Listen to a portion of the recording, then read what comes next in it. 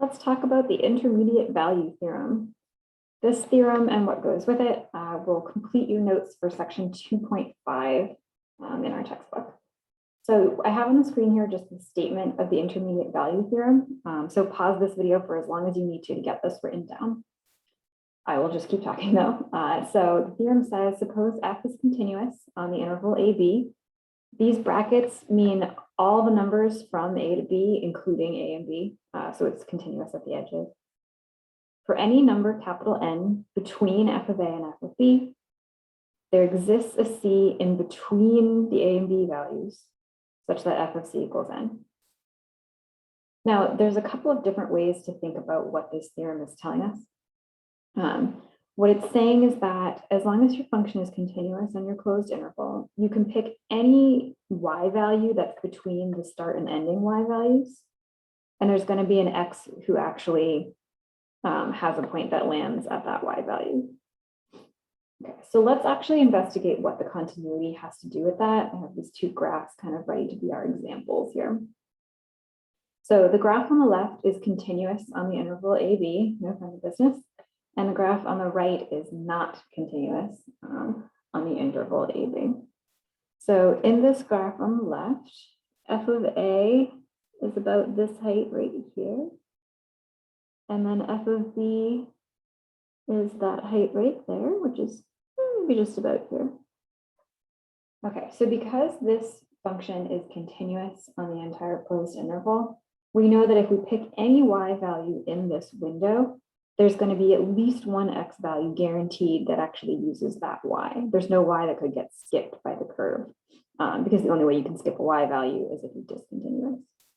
So let's say we pick, some y value in between the two.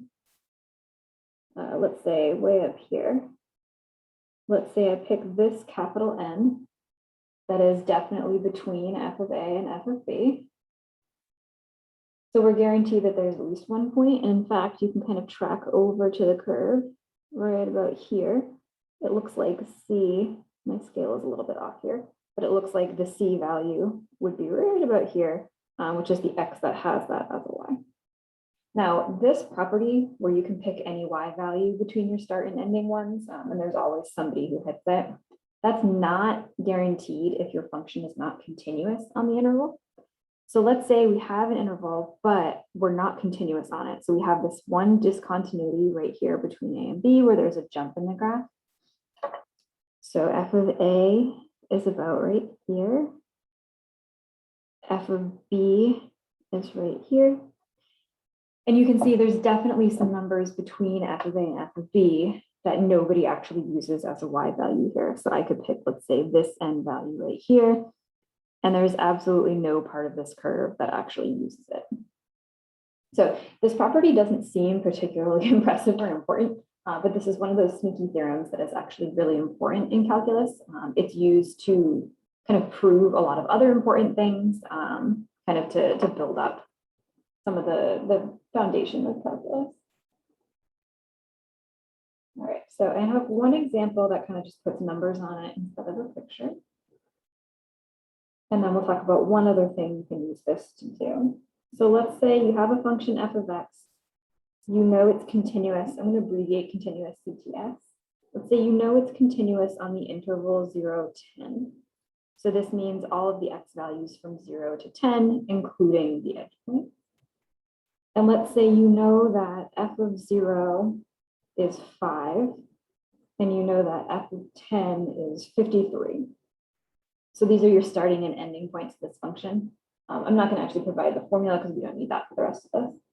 So what the intermediate value theorem says here is that any y value that you pick between 5 and 53, there's guaranteed to be at least one x between 0 and 10 that has that as a y value. So for any number, we'll call it capital N, just like the theorem.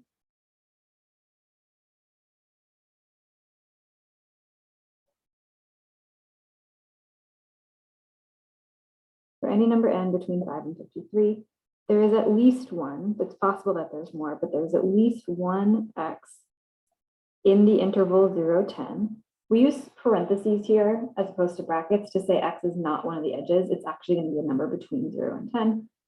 So there's at least one x value in there such that f of that number x equals whatever capital N you've chosen. All right, so one last way that we can use the intermediate value theorem is to prove that a solution to something algebraic exists. So our example will be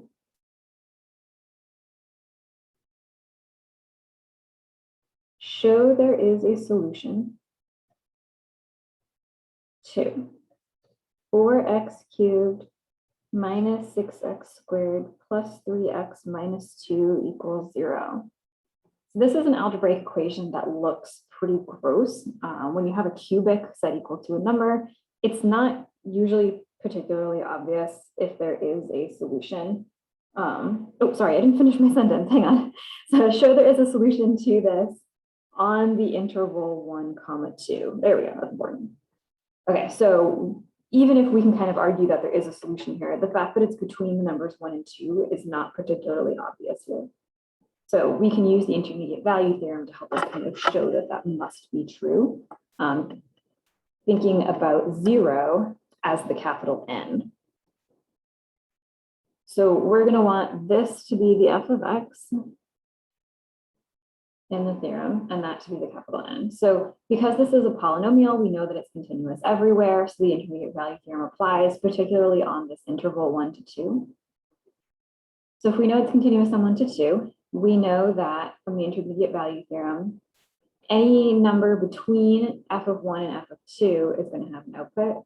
So we're actually going to compute f of 1 and f of 2. And they are extremely convenient for our purposes. So if you crunch the numbers here, f of 1 is -1. I'm plugging 1 in for x right here. And then f of 2 is +12. So you can see 0 happens to be a number between -1 and 12.